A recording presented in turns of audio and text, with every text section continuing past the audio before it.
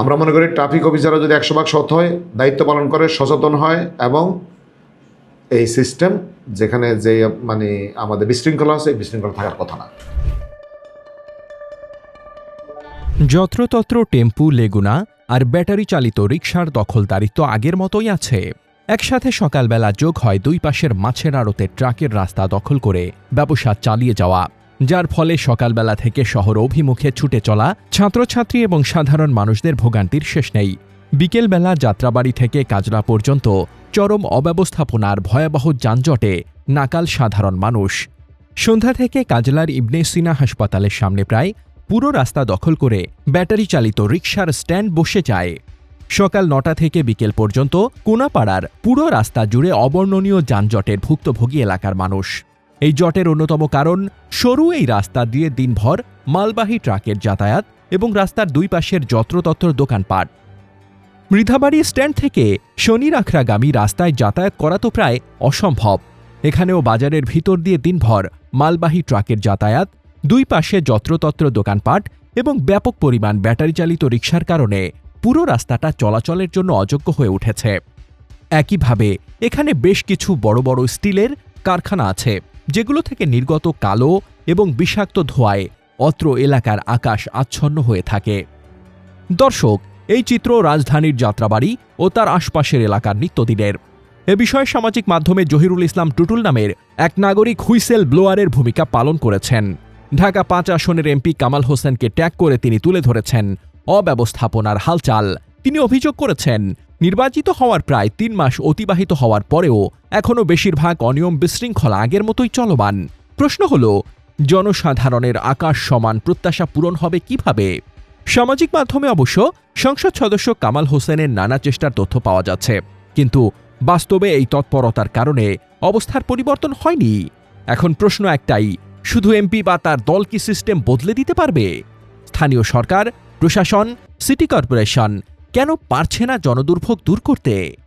যাত্রাবাড়ি আমাদের বিশেষ করে যাত্রাবাড়ি ডেমরা রোডে এখানে আমাদের একটা এক্সপ্রেসওয়ে এবং ঢাকা চট্টগ্রাম রোড, এই দুইটা হাইওয়ে বাংলাদেশের প্রায় 42টা জেলার প্রবেশপথ হচ্ছে যাত্রাবাড়ি ডেমরা এই অঞ্চল। আমাদের রাস্তার যে ম্যানেজমেন্ট, এক্ষেত্রে ট্রাফিক সিস্টেম ঢাকার ভিতরে যে ট্রাফিক সিস্টেম বলবৎ যতটুকু আছে, ঢাকার বাইরে এই অংশে ট্রাফিক সিস্টেমটা 100 ভাগ কার্যকর না। আমরা ট্রাফিক ডিসির সাথে আমি কথা বলেছি, আমি নির্বাচিত হওয়ার পরে সকল ট্রাফিক কর্মকর্তা যারা আছে তাদের সাথে বসেছি এবং সেক্ষেত্রে কিছু ফলাফল আমরা পেয়েছি। আমাদের রাষ্ট্র কাঠামো দীর্ঘদিন থেকে যেভাবে চলে এসেছে, রাস্তায় যানজট, তারপরে রাস্তার যে শৃঙ্খলা, এটা যদি কার্যকর করতে হয় উভয়ের কিন্তু কি দায়িত্ববান হতে হবে। ট্রাফিক দায়িত্বশীল যারা, শুধু আমরা দোষ চাপাবো ট্রাফিকের, বিষয়টা এমন নয়, দোষ চাপাবো জনগণের, এটাও ঠিক না। উভয় ক্ষেত্রে আমাদের ব্যবস্থা নিতে হবে, উভয় ক্ষেত্রে আমাদের দায়িত্ববান হতে হবে। তবে রাষ্ট্রযন্ত্রে যারা দায়িত্ব পালন করেন, রাষ্ট্রের যারা সেবক, আমরা মনে করি ট্রাফিক দায়িত্বশীলরা, কেন ট্রাফিক সিস্টেম, কেন ট্রাফিক অফিসার, কেন ট্রাফিকের ডিসি, কারণ আমাদের জনগণ কিছু ভুল করবে, জনগণ পুরোপুরি আইন জানবে না, এটা নিয়ন্ত্রণ করার জন্য ট্রাফিক সিস্টেম, এটা নিয়ন্ত্রণ করার জন্য ট্রাফিক অফিসার। আমরা মনে করি ট্রাফিক অফিসাররা যদি 100 ভাগ সৎ হয়, দায়িত্ব পালন করে, সচেতন হয় এবং এই সিস্টেম যেখানে যে মানে আমাদের বিশৃঙ্খলা আছে, বিশৃঙ্খলা থাকার কথা না।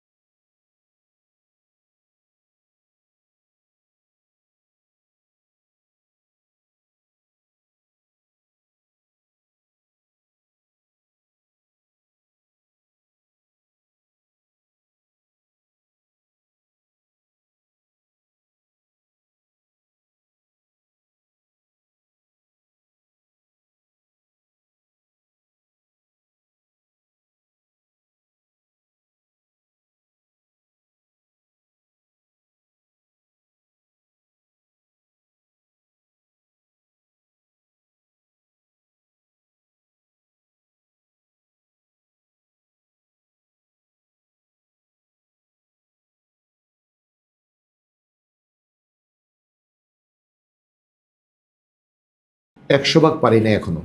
দৃশ্যমান কিছু কাজ আমরা করতে পারবো ইনশাল্লাহ। সরকারি দলের এমপিরা যেভাবে বাজেট পেয়েছে, আমরা কিন্তু এখনো ওইভাবে বাজেট পাই নাই। 100 দিনে আপনি কি কি করছেন এবং কি কি চ্যালেঞ্জ ফেস? 100 দিন বিষয় নয়, আমাদের এলাকায় আমার যেই কর্মসূচি, আমি একেবারে স্পেসিফিক 100 দিনের কথা বলি নাই কোথায়ও।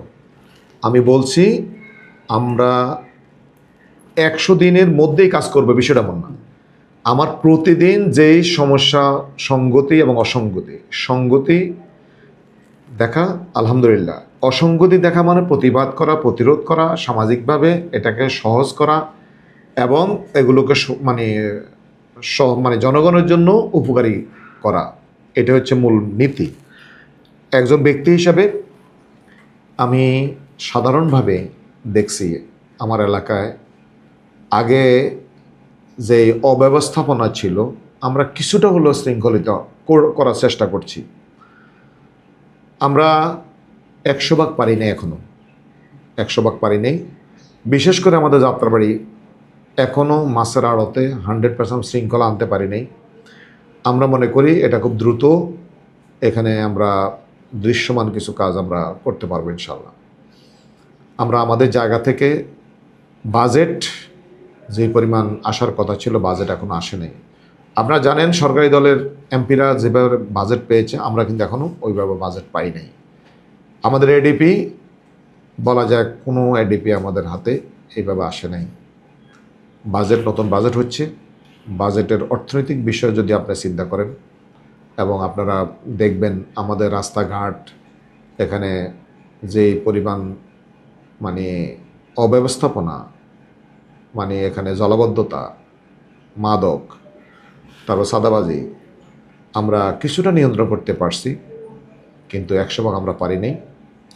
আমাদের রাস্তার ম্যাক্সিমাম রাস্তা আপনার কাঁচা রাস্তা, এই কাঁচা রাস্তাগুলোর জন্য আমরা ডিও দিয়েছি, প্রশাসনের সাথে কথা বলছি, মন্ত্রণালয়ের সাথে যোগাযোগ করছি। তো সেক্ষেত্রে আমরা আশা করি খুব দ্রুতই কাজগুলো কিছু দৃশ্যমান হবে।